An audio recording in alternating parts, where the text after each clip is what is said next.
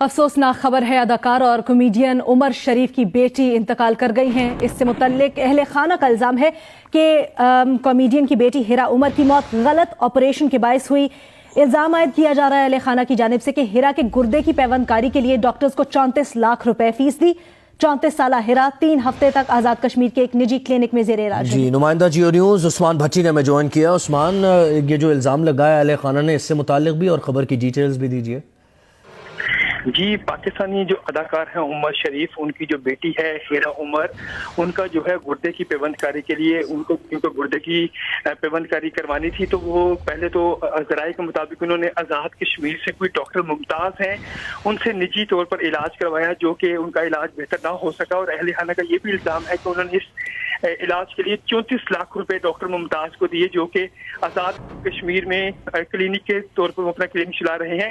जब उनकी तबीयत वहाँ पर संभल